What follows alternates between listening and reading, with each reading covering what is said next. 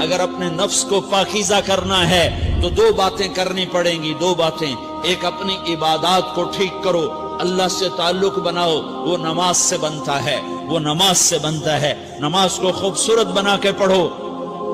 یہ سارے مجھے نوجوان نظر آ رہے ہیں، نمازی ہیں لیکن نماز پڑھتے ہیں عادت والی، تیز تیز بھاگ دوڑ والی۔ وہ نماز نہیں ہے جو دل کو کھینچے، جو دل کو پکڑے، جو اخلاق پر، کردار پر اثر انداز ہو۔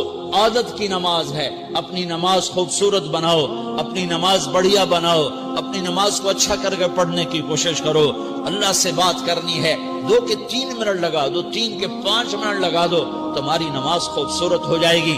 ایک اپنی عبادات ٹھیک کرو، اللہ سے تعلق بناؤ، نماز کے ذریعے، قرآن کے ذریعے، تلاوت کے ذریعے، روزے کے ذریعے، حج کے ذریعے، زکوٰۃ کے ذریعے اگر فرض ہے، اگر نہیں ہے تو صدقہ کرو، خیرات کرو۔ نہیں تم پر فرض پھر بھی کرو کہ اللہ تعالیٰ نے 10 دفعہ زکوٰۃ دینے کا حکم دیا ہے اور 82 دفعہ پورے قرآن میں اللہ نے اس 10 سمیت اللہ تعالیٰ نے مال کے خرچ کرنے کا حکم دیا ہے۔ غریبوں کو بھی ترغیب دی ہے کہ تم بھی لگاؤ لگاؤ لگاؤ۔